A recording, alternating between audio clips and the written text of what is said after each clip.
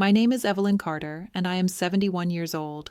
I have lived in the same house for nearly half a century, a modest two-story home with faded blue shutters and a porch that creaks in the wind. It's not much to look at, but it's where I raised my son, Daniel, and where every memory, good and bad, seems to linger in the walls.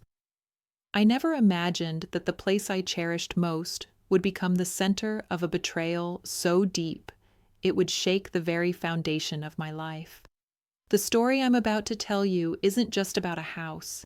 It's about trust, family, and the secrets that can grow in the shadows of love. It's about how the people you think you know best can surprise you in the worst possible ways, and how sometimes the universe has a way of turning the tables when you least expect it. It all began on a Tuesday morning in late spring. The air was thick with the scent of lilacs from the bush Daniel and I planted when he was just a boy.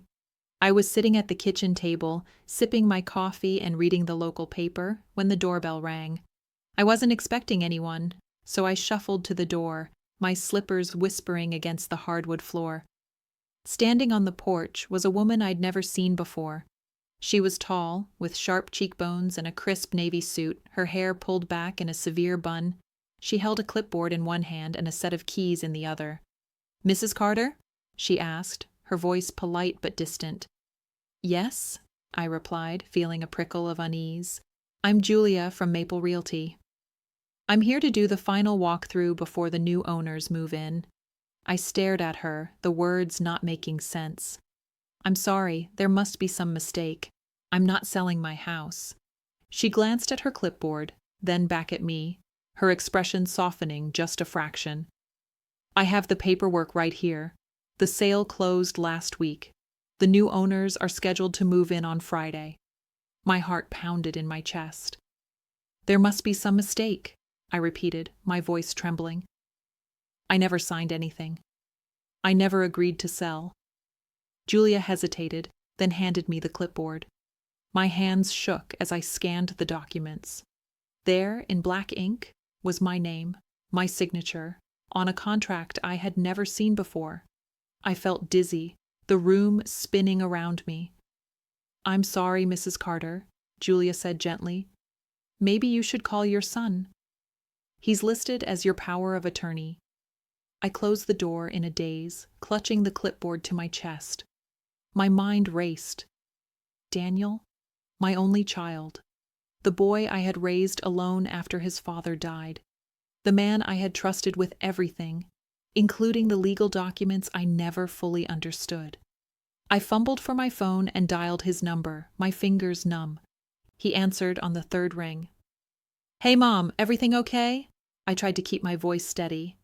"Daniel, did you sell the house?" There was a pause, just long enough for me to hear the lie forming. "Mom, I was going to tell you." "It's complicated. You know you've been talking about moving to a smaller place, and—" "I never agreed to sell," I interrupted, my voice rising. "How could you do this without telling me?" He sighed, the sound heavy with frustration. "Mom, you're not getting any younger. The house is too much for you. I thought I was helping." Helping. The word echoed in my mind, twisted and hollow. I hung up without another word, my hands shaking so badly I nearly dropped the phone. I sat at the kitchen table, staring at the contract, trying to make sense of what had just happened. The next few days passed in a blur. Julia returned with a moving company, and I watched in numb disbelief as strangers packed up my life into cardboard boxes. Every photograph, every keepsake, every piece of furniture that held a memory was wrapped and stacked, ready to be carted away. Daniel came by once, avoiding my eyes, mumbling apologies I couldn't bear to hear. On Friday morning, I stood on the porch, my suitcase at my feet, as the moving truck pulled away. The house looked empty, stripped of everything that made it home. I felt hollow, as if I had been emptied out along with the rooms. I had nowhere to go. Daniel had arranged for me to stay at a small apartment complex on the edge of town, a place filled with other people's mothers and fathers, all of us shuffled aside like old furniture. The apartment was clean and bright, but it wasn't home. I spent my days staring out the window, watching the world go by, feeling invisible. But the universe, as I would soon learn, has a way of righting wrongs in the most unexpected ways. A week after I moved out, I received a letter in the mail.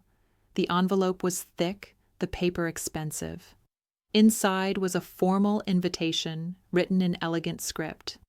Dear Mrs. Carter, you are cordially invited to attend the housewarming celebration at 14 Willow Lane, your former residence, on Saturday at 3 p.m. The new owners would be honored by your presence. Sincerely, the new residents. I stared at the invitation, my emotions a tangled knot of anger, curiosity, and something else I couldn't name. Who would invite the former owner to a housewarming? Was it a cruel joke? Or something more? I almost threw the invitation away, but something stopped me. Maybe it was pride. Maybe it was the need for closure. Or maybe deep down I wanted to see who had taken my place. Saturday arrived with a restless energy. I woke before dawn, unable to sleep, my mind replaying every moment of the past week. I dressed carefully, choosing a soft blue blouse and the pearl earrings Daniel had given me for my 60th birthday. I wanted to look dignified, unbroken, even if I felt anything but. As I walked through the apartment complex's quiet halls, I caught my reflection in a window. Older, yes, but still standing. Still me. The taxi ride to Willow Lane was silent.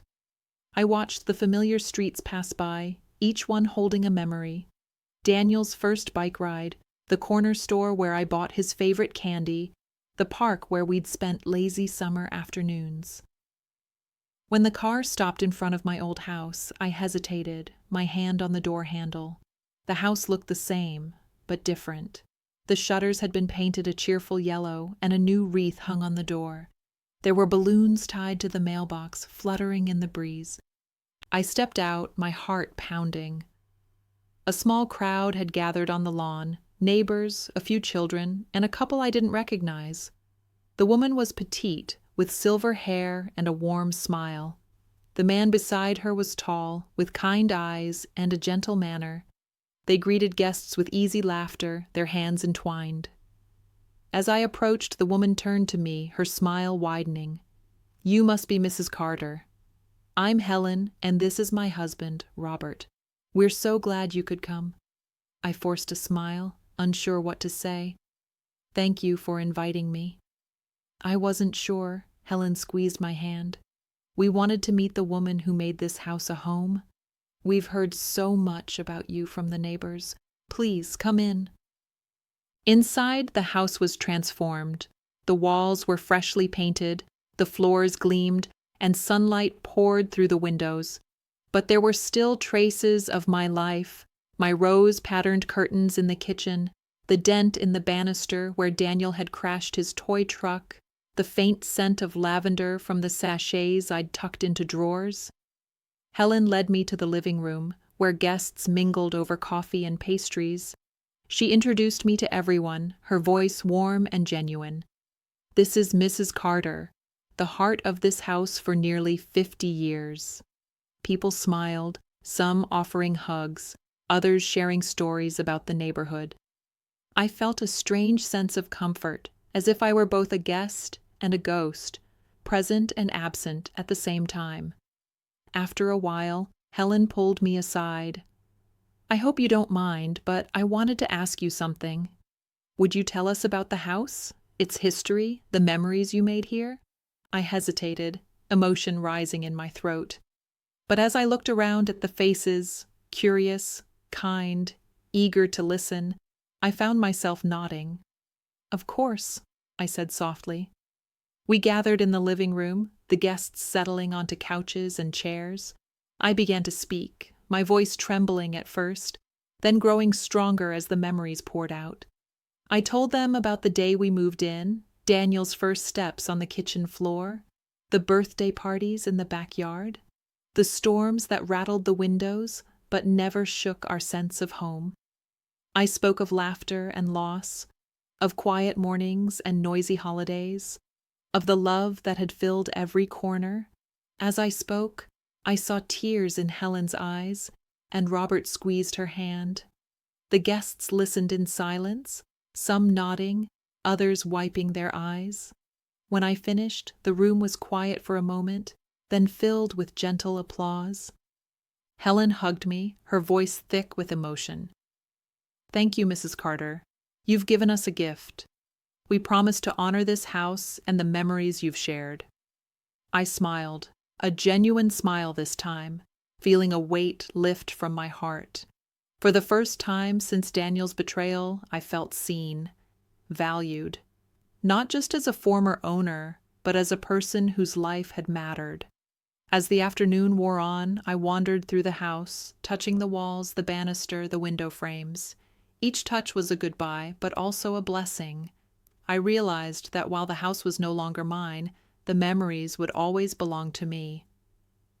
Just as I was about to leave, Helen called me back. "Mrs. Carter, there's someone here who wants to meet you." I turned to see a young woman standing in the doorway. She was in her late 20s, with dark hair and a nervous smile. She held a small child by the hand, a little girl with bright eyes and a shy grin. "This is Emily," Helen said. "She's our daughter. And this is her daughter, Lily. They'll be living here with us." Emily stepped forward, her voice soft. "I hope you don't mind, but I wanted to thank you. My parents told me how much this house meant to you. I grew up in apartments, always moving. This is the first real home I've ever had. I promised to take care of it." I knelt to Lily's level, smiling at her. "You're a lucky girl, Lily. This house has a lot of love in its walls. Make sure you fill it with laughter." Lily grinned, her eyes sparkling. "I will." As I walked out the front door, the sun warm on my face, I felt a sense of peace. The house was in good hands. My story there was over, but a new one was just beginning. The taxi ride back to my apartment was different this time. I watched the houses and trees pass by, but instead of feeling loss, I felt a strange sense of closure. The ache in my chest was still there, but it was softer, less sharp. I realized that sometimes letting go is the only way to make room for something new. I thought about Helen and Robert, about Emily and little Lily, and I hoped they would fill the house with the same kind of love and laughter that had once echoed through its rooms.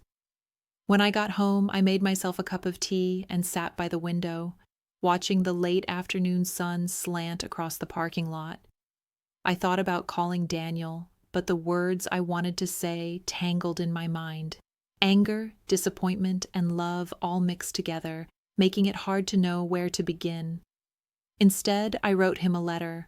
I poured out everything I felt, the betrayal, the hurt, the memories, and the hope that one day he would understand what he had taken from me. I didn't send the letter, not yet. I tucked it into a drawer, thinking maybe I'd find the right moment. Or maybe I just needed to write it for myself, to put my feelings somewhere outside my heart. The days passed slowly. I tried to settle into my new life, but the apartment felt empty, the silence heavy. I missed the creak of the porch, the sound of birds in the garden, the way the morning light filtered through the old lace curtains. I missed the sense of belonging, of being rooted in a place that held my history. One afternoon, as I was returning from the grocery store, I saw a flyer taped to the lobby bulletin board. "Community garden volunteers needed," it read in bright, cheerful letters. I hesitated, then tore off one of the tabs with the contact number. Maybe it was time to plant new roots, even if they were only in a patch of borrowed earth. The next Saturday, I walked to the community garden, a small plot of land tucked behind the library. There were raised beds overflowing with tomatoes, beans climbing up trellises, and sunflowers nodding in the breeze. A group of volunteers was already at work, laughing and chatting as they weeded and watered. A woman with curly gray hair and dirt-smudged cheeks waved me over. "You must be Evelyn. I'm Marcia, the garden coordinator. We're so glad to have you." I smiled, feeling a flicker of warmth. I haven't gardened in years, but I'd love to help. Marcia handed me a pair of gloves and a trowel. We can always use more hands. Why don't you start with that bed over there? The carrots need thinning. As I knelt in the dirt, the sun warm on my back, I felt a sense of purpose I hadn't felt in weeks. The work was simple, repetitive, almost meditative. I lost myself in the rhythm of pulling weeds, loosening soil, and gently coaxing the tiny carrot seedlings apart.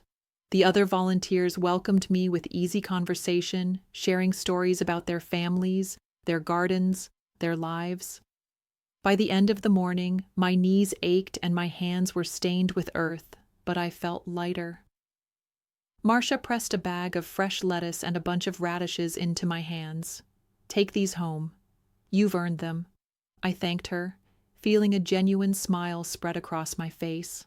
As I walked back to my apartment, I realized that maybe, just maybe, I could build a new life here. It wouldn't be the same as before, but it could still be good. That evening, as I prepared a salad with the garden's bounty, my phone rang. It was Daniel. I hesitated, my heart pounding, then answered. "Hi, Mom," he said, his voice uncertain. "How are you?" I took a deep breath. "I'm adjusting." "It's not easy, Daniel." He was silent for a moment. "I know you're angry. I'm sorry, I thought I was doing the right thing, but I see now that I hurt you. I didn't want you to be alone in that big house." I closed my eyes, the pain and love mingling in my chest. "You should have talked to me, Daniel. You should have trusted me to make my own decisions." "I know," he said quietly. "I messed up. I'm sorry, Mom, really." We sat in silence, the distance between us stretching and shrinking with every breath. Finally, I spoke. "I went to the housewarming. The new owners are lovely. They're going to take good care of the place." "I'm glad," Daniel said, relief in his voice. "I just want you to be happy."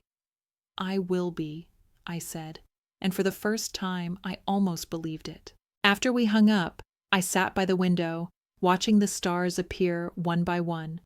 I thought about forgiveness, about how it's not a single act, but a process, a choice you make over and over. I wasn't ready to forgive Daniel yet, but I was willing to try. The next morning, I returned to the community garden. As I worked alongside my new friends, I felt the first stirrings of hope. Life, I realized, is full of endings and beginnings, losses and gifts. Sometimes when one door closes, another opens in the most unexpected place. The weeks that followed settled into a gentle rhythm. I found myself looking forward to Saturdays at the community garden, where the air was always filled with laughter and the scent of fresh earth. Marcia became a friend, and soon I was invited to join her and a few others for coffee after our morning's work.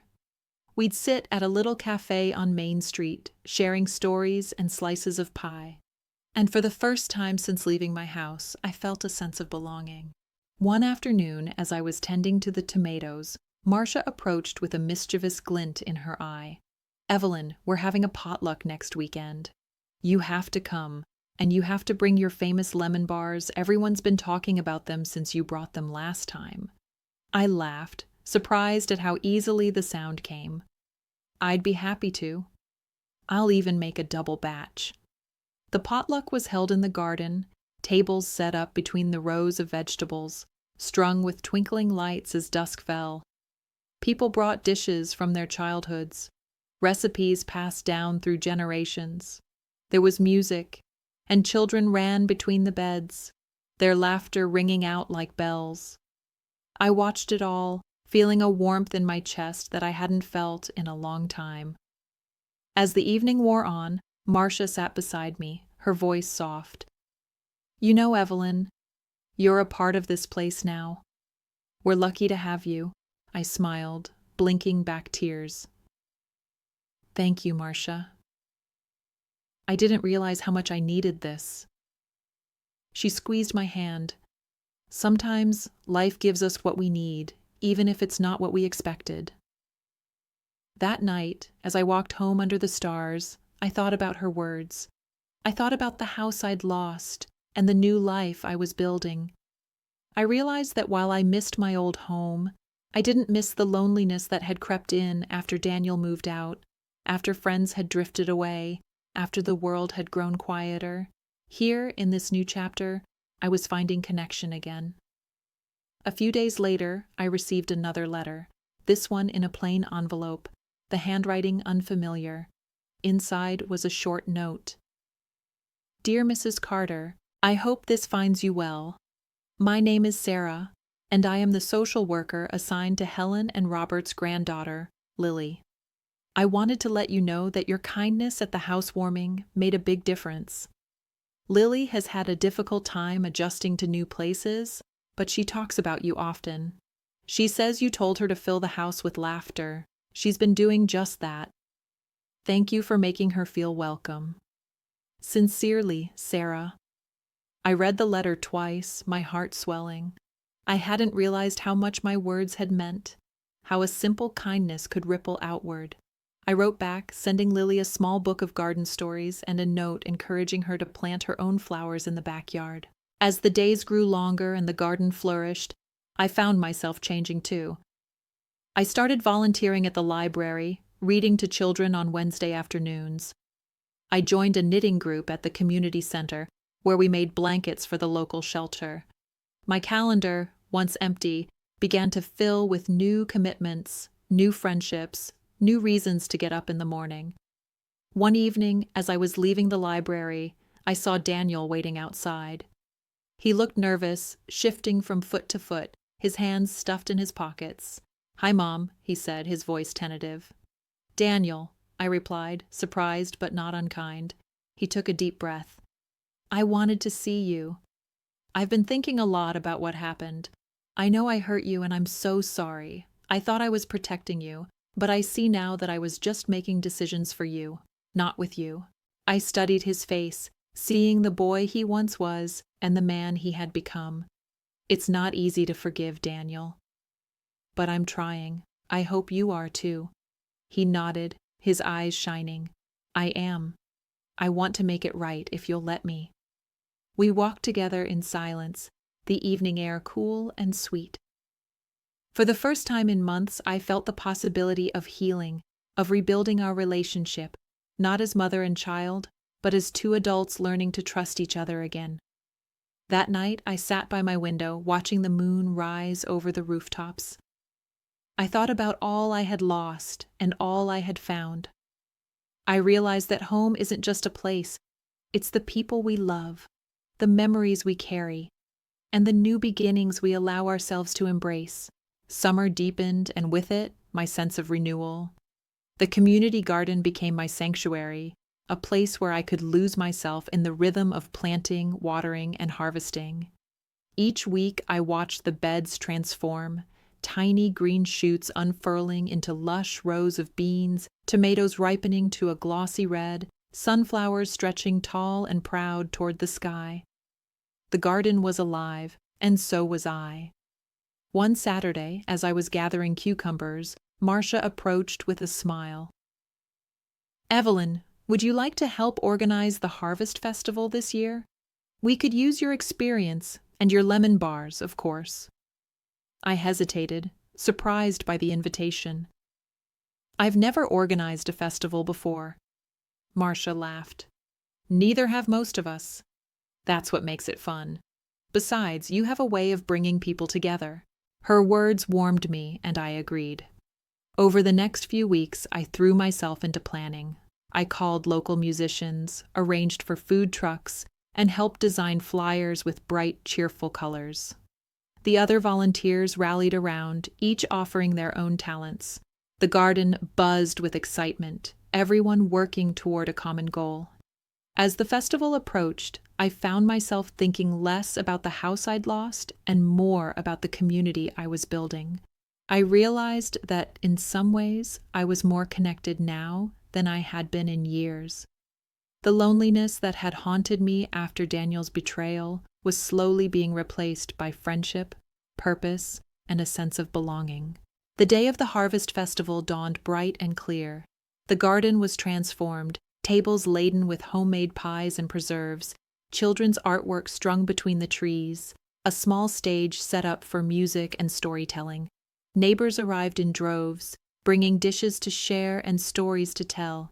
The air was filled with laughter, music, and the scent of fresh bread. I moved through the crowd, greeting old friends and new faces alike. Marcia introduced me to her grandchildren, who shyly offered me a bouquet of wildflowers. I watched as Lily, Helen, and Robert's granddaughter ran through the rows of sunflowers, her laughter ringing out like a bell. She spotted me and waved, her face alight with joy. "Mrs. Carter, look at my flowers," she called, holding up a handful of marigolds. I knelt beside her, admiring her bouquet. "They're beautiful, Lily. You have a real gift." She beamed, her eyes shining. "I planted them just like you said, and I told them stories every day." I smiled, feeling a surge of pride. That's the secret, you know. Flowers grow best when they're loved. As the sun set and the festival wound down, I stood with Marcia, watching the last of the guests drift away. The garden was quiet, the air cool and sweet. Marcia turned to me, her voice soft. "You did a wonderful job, Evelyn. This festival was exactly what we needed." I looked around at the twinkling lights, the empty tables, the lingering scent of flowers and food. "I think I needed it too," I admitted. We walked home together, our steps slow and easy. I realized that for the first time since losing my house, I felt truly at peace. I had found a new home, not in a building, but in the hearts of the people around me. That night, as I lay in bed, I thought about Daniel. We had spoken a few times since our walk, each conversation a little easier than the last. He was trying, I could see that. He called to check on me, sent photos of his new apartment, even asked for my lemon bar recipe. It wasn't perfect, but it was a start. I drifted off to sleep with a sense of gratitude, knowing that life, with all its twists and turns, still had the power to surprise me. I had lost a house, but I had gained so much more. Autumn arrived in a blaze of color, the trees along Willow Lane and throughout the town turning gold and crimson. The air grew crisp, and the garden's bounty shifted from tomatoes and beans to pumpkins, squash, and late-blooming asters. I found myself savoring the change, walking to the garden each morning with a scarf wrapped around my neck, my breath visible in the cool air. The harvest festival had left a lingering sense of joy in the community, and people stopped me on the street to thank me for my part in it. I felt, for the first time in a long while, that I truly belonged. One morning, as I was pulling the last of the carrots from the earth, my phone buzzed in my pocket. It was a message from Daniel. "Can we have dinner this week?" "I'd like to talk." My heart skipped. Our conversations had grown more frequent, but there was still a distance between us, a wound that hadn't fully healed. I replied, suggesting Thursday, and he agreed. That evening, I prepared for our dinner with a mix of anticipation and anxiety.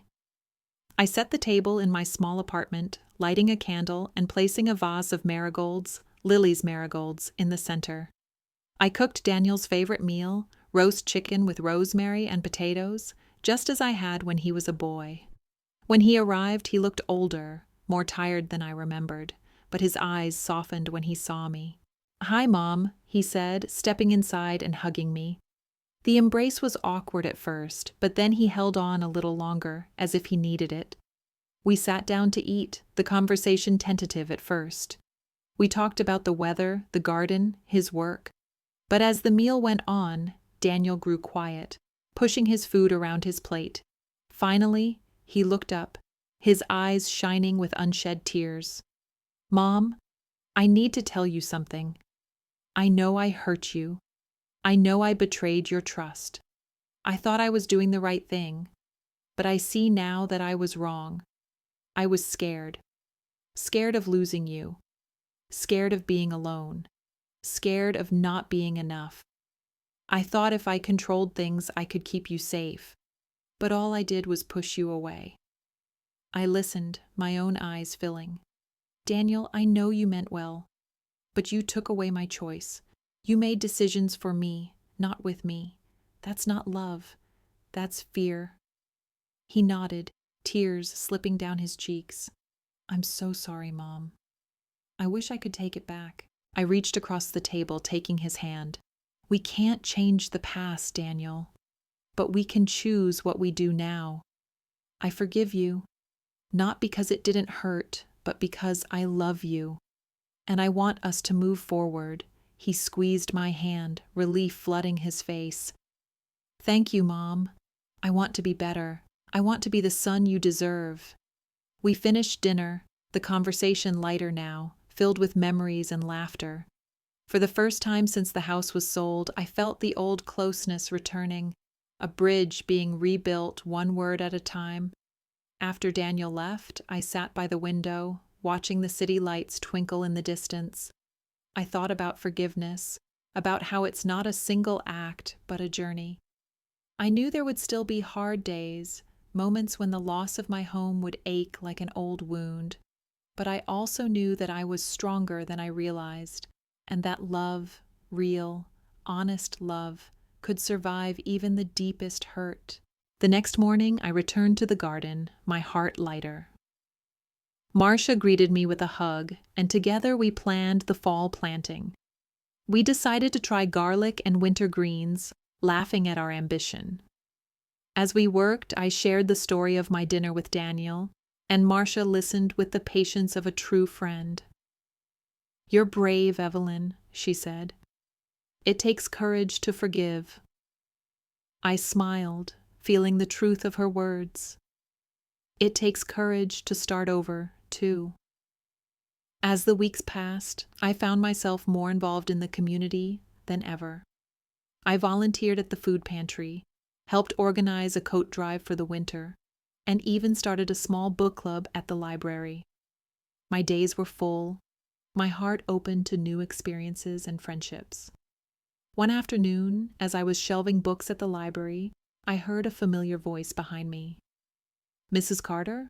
I turned to see Helen, the new owner of my old house, standing with Emily and Lily. They were carrying a basket filled with homemade bread, jars of jam, and a bouquet of sunflowers.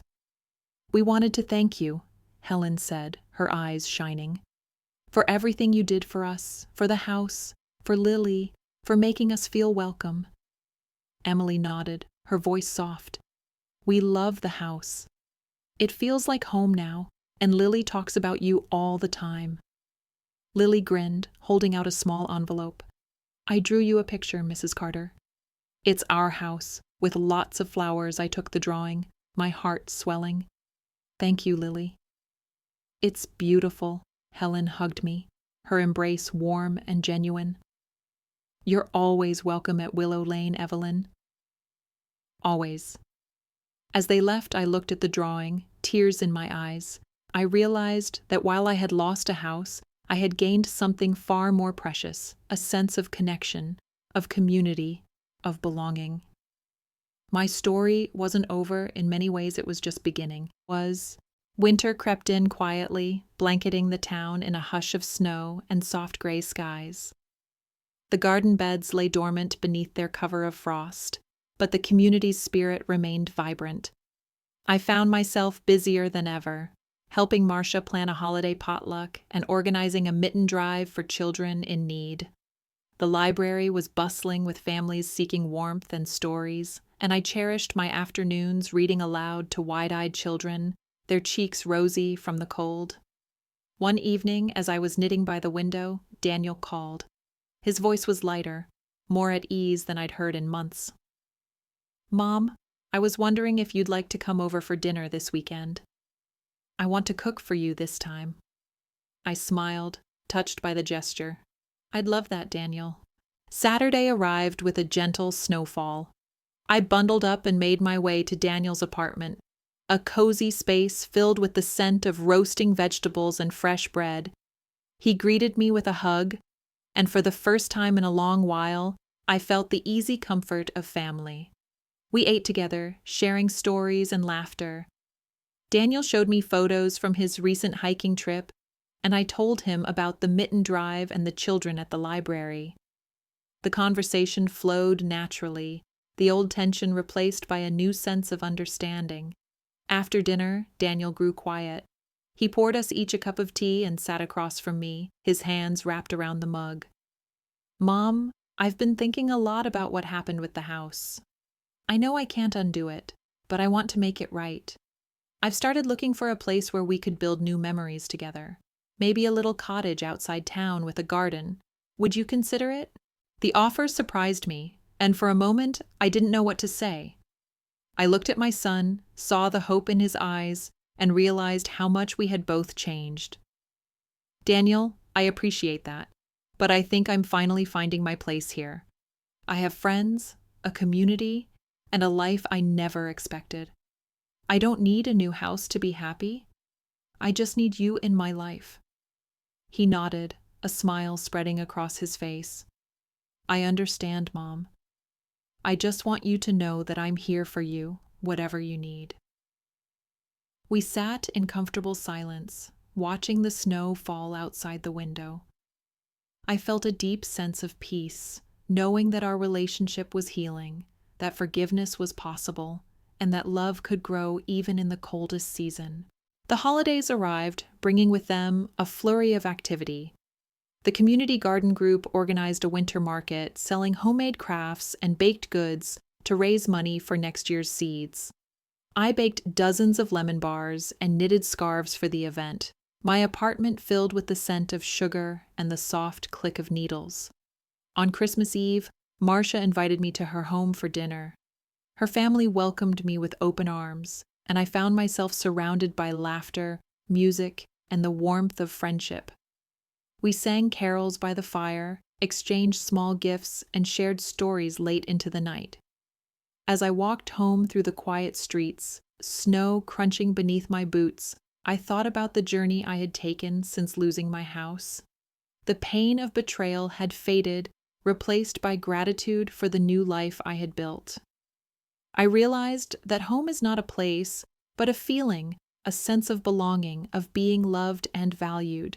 That night, I sat by my window, watching the snow fall softly outside. I thought about Daniel, about Helen and Robert, about Lily and the garden, about all the people who had become my family. I felt a deep sense of contentment, knowing that I was exactly where I was meant to be. The new year dawned bright and clear, the world sparkling with possibility. I made a resolution to keep my heart open, to embrace change, and to cherish the connections I had made. I knew there would be challenges ahead, but I also knew that I was strong enough to face them. As winter slowly gave way to spring, I returned to the garden, eager to begin planting again. The earth was cold and hard, but I knew that beneath the surface, life was waiting to bloom. I knelt in the dirt, my hands steady and sure, and whispered a quiet thank you to the universe for all that I had lost and all that I had found. Spring returned with a rush of green, the world waking from its long slumber. The community garden was alive with activity, volunteers clearing beds, children chasing each other between rows, and the first shoots of lettuce and peas poking through the soil. I felt the familiar thrill of new beginnings, the promise of another season to nurture and grow. One morning, as I was planting seeds with Marcia, she turned to me with a thoughtful expression. "Evelyn, have you ever thought about teaching a gardening class? You have so much knowledge, and people really look up to you." I laughed, brushing dirt from my hands.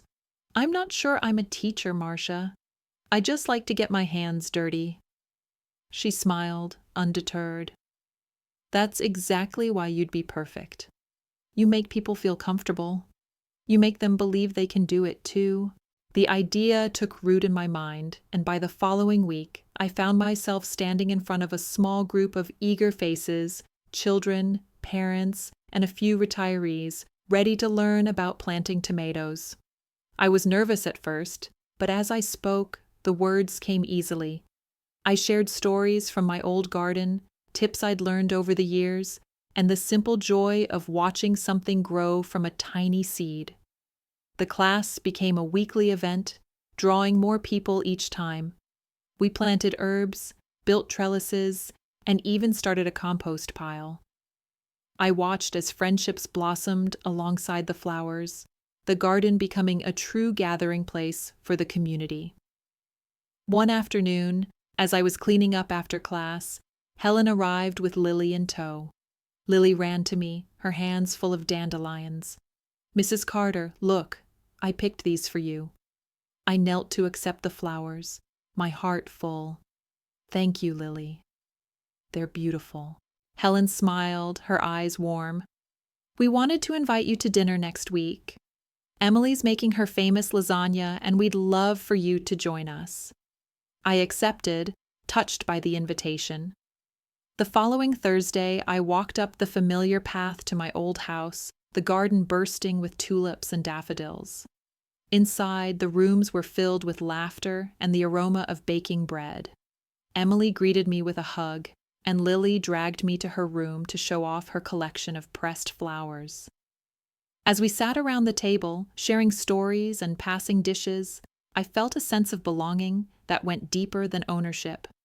The house was no longer mine, but the love I had poured into it lived on in the people who now called it home. I realized that my legacy wasn't in the walls or the furniture, but in the memories, the kindness, and the connections I had made. After dinner, Helen walked me to the door. "Evelyn, I hope you know how much you mean to us. You're part of our family now." I hugged her, tears prickling my eyes. "Thank you, Helen. That means more than I can say." As I walked home under the stars, I thought about the journey I had taken, the pain of losing my house, the struggle to forgive, the joy of finding new purpose. I realized that life is a series of seasons, each with its own challenges and gifts. Sometimes the hardest losses make room for the greatest blessings. The next day, I returned to the garden, my heart light. I watched as the children planted sunflowers, their laughter ringing out across the beds. I thought about Daniel, about how far we had come, and about the future we were building together, not in a house, but in the bonds of love and trust. That evening, Daniel called. "Mom, I've been thinking. Would you like to take a trip with me this summer? Just the two of us. Maybe visit the coast, see the ocean." I smiled, imagining the adventure. "I'd love that, Daniel. It sounds perfect." As I hung up, I felt a surge of gratitude for second chances, for new beginnings, for the simple joy of being alive. I knew there would still be hard days, moments when the past crept in and the ache of loss returned. But I also knew that I was not alone. I had a family, a community, and a life filled with meaning. Spring turned to summer, and the garden flourished. I taught more classes, made new friends, and watched as the seeds I had planted, both in the earth and in my heart, grew into something beautiful. I realized that home is not a place, but a feeling, a sense of belonging, of being loved and valued. And as the sun set over the garden, painting the sky in shades of gold and pink, I whispered a quiet thank you to the universe for all that I had lost and all that I had found. Summer unfolded in a tapestry of color and warmth, each day bringing new joys and small adventures. The community garden was at its peak, tomatoes heavy on the vine, beans curling up their poles, sunflowers towering over the children who played beneath them. My gardening classes had become a highlight of the week, drawing people from all corners of town. We shared not just knowledge, but laughter, recipes, and stories, weaving a web of connection that felt stronger than anything I'd known in years. Daniel and I planned our trip to the coast, something we'd talked about for years but never managed to do. The anticipation brought us closer, our phone calls filled with excitement and plans. We decided to drive, taking the scenic route through rolling hills and sleepy towns, stopping whenever something caught our eye, a roadside fruit stand, a field of wildflowers, a small town diner with the best pie I'd ever tasted. The ocean was more beautiful than I remembered, vast and wild, the waves crashing against the shore in a rhythm older than memory. Daniel and I walked along the beach, collecting shells and talking about everything and nothing. One evening, as we watched the sun sink into the water, Daniel turned to me, his expression serious. "Mom, I want to thank you for forgiving me another chance. I know I made mistakes, but I'm trying to be better. I want you to be proud of me." I put my arm around him, feeling the strength of our bond. "I am proud of you, Daniel. Not because you're perfect, but because you're willing to grow. That's all any of us can do." We sat in silence, the sound of the waves soothing and eternal. I realized that forgiveness is not just a gift we give others, but a gift we give ourselves, a way to let go of pain and make room for love. When we returned home, I felt refreshed, my heart full of gratitude. The garden welcomed me back with open arms, the sunflowers nodding in the breeze as if to say, "Welcome home." I resumed my classes, sharing stories from the coast and encouraging my students to find beauty in the world around them. One afternoon, as I was packing up after class, Lily ran up to me, her face flushed with excitement. "Mrs. Carter, guess what? I won a prize at school for my flower garden. I told everyone you taught me how to plant seeds." I hugged her, pride swelling in my chest. "You did all the work, Lily. I just showed you where to start." Helen and Robert invited me to a small celebration at their house, and I found myself once again walking up the familiar path, the garden bursting with color. The house was filled with laughter and music, the walls echoing with the joy of family and friends. I realized that while the house was no longer mine, it would always be a part of me, a chapter in my story, a place where love had taken root and grown. As summer faded into fall, I reflected on the journey I had taken. I had lost a house, but gained a family. I had faced betrayal, but found forgiveness. I had been uprooted, but discovered new ground in which to grow. The pain of the past had softened, replaced by a deep sense of peace and belonging. One evening, as I sat on my porch with a cup of tea, watching the stars appear one by one, I thought about all the people who had helped me along the way: Marcia, Helen, Robert, Emily, Lily, and most of all, Daniel.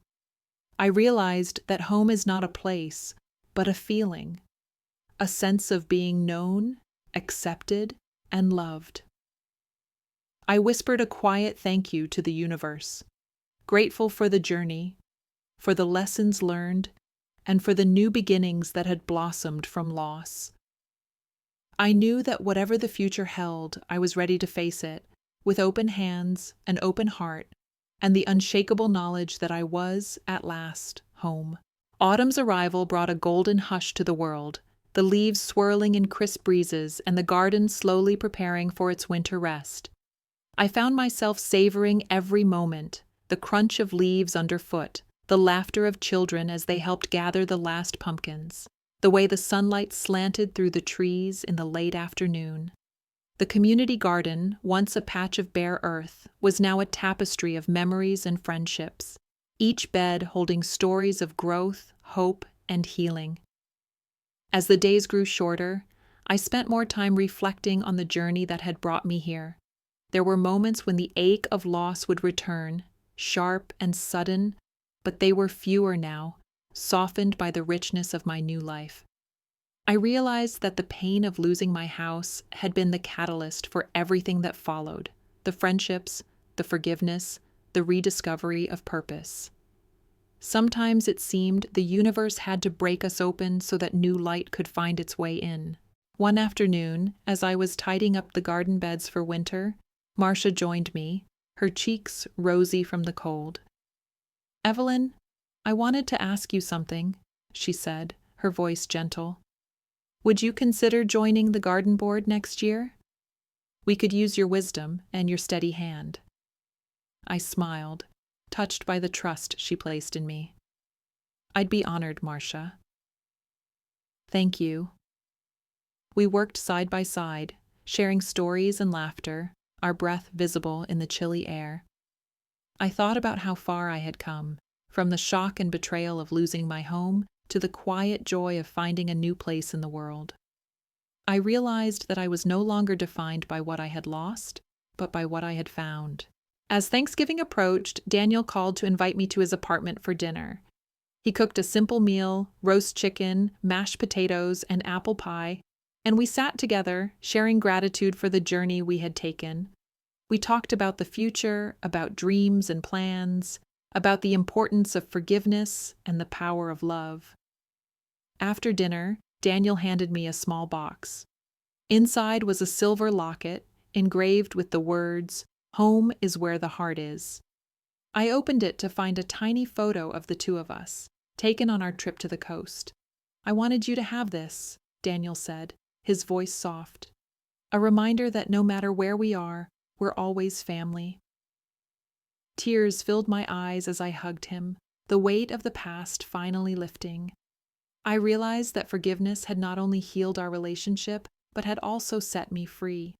I was no longer bound by anger or regret, but open to the possibilities of the future. As winter settled in, I continued my work in the community, teaching classes, volunteering at the library, and helping Marcia plan for the next season in the garden. I found joy in the small things: a cup of tea with a friend, a letter from Lily, the first snowflakes drifting past my window. One evening, as I sat by the fire, I wrote a letter to myself, a promise to keep my heart open, to embrace change, and to cherish the people who made my life rich and full. I realized that home is not a place, but a feeling, a sense of belonging, of being loved and valued. The journey had not been easy, but it had been worth every step. I had lost a house, but gained a family. I had faced betrayal, but found forgiveness. I had been uprooted, but discovered new ground in which to grow. And as I drifted off to sleep, the locket warm against my heart, I knew that I was, at last, truly home. The first snow of December arrived quietly, blanketing the town in a soft, shimmering white. I woke early, drawn to the window by the hush that only fresh snow can bring. The world outside looked new, untouched, as if every mistake and sorrow had been covered over, given a chance to begin again. I wrapped myself in a warm shawl and made a cup of tea, savoring the peace of the morning. As I sat by the window, watching the snow fall, I thought about the journey that had brought me here. I remembered the shock of discovering my house had been sold, the pain of Daniel's betrayal, the emptiness of those first days in the apartment. I remembered the kindness of strangers, Marcia's welcoming smile, Helen's gentle encouragement, Lily's bright laughter. I remembered the slow, sometimes painful process of forgiveness, the way Daniel and I had rebuilt our relationship, one conversation at a time. I realized that every ending had been a beginning in disguise. Losing my house had forced me to find a new home within myself, to reach out and build connections I might never have made otherwise. The community garden, the library, the friendships I'd formed, these were the roots that now anchored me, deeper and stronger than any foundation of brick and mortar. That afternoon, I bundled up and walked to the garden, the snow crunching beneath my boots. The beds lay quiet under their blanket of white, but I knew that life was waiting just beneath the surface, ready to burst forth when spring returned. I brushed snow from the bench and sat for a while, breathing in the crisp air, feeling the stillness settle around me. Marcia joined me, her cheeks flushed from the cold. She handed me a thermos of hot cocoa, and we sat together in companionable silence, watching the snowflakes drift down. "You know," she said after a while, "I think this is my favorite time of year. Everything looks so peaceful, so full of promise." I nodded, understanding exactly what she meant. It's a reminder that even when things seem still, there's always something growing, changing, waiting for its moment. We talked about plans for the spring, new crops to try, classes to teach, ways to bring even more people into the garden's embrace. I felt a surge of excitement, a sense of purpose that warmed me from the inside out. As dusk fell, I walked home, the lights of the town glowing softly through the snow. I passed Willow Lane, pausing for a moment to look at my old house. The windows glowed with warmth, and I could hear laughter drifting out into the night. I smiled, knowing that the love I had poured into that place was still alive, still growing, even if I was no longer the one tending it. Back in my apartment, I hung my shawl by the door and poured myself another cup of tea. I sat by the fire, the locket Daniel had given me resting against my heart, and wrote in my journal a habit I'd started during those first lonely days. I wrote about gratitude, about forgiveness, about the unexpected gifts that loss can bring. I ended my entry with a promise to myself to keep my heart open, to welcome change, to trust in the cycles of life. I knew there would be more challenges ahead, more losses and more joys, but I also knew that I was ready for whatever came next. As I closed my journal and prepared for bed, I felt a deep sense of peace.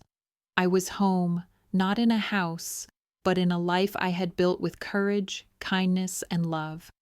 And as the snow continued to fall outside my window, I knew that I was exactly where I was meant to be.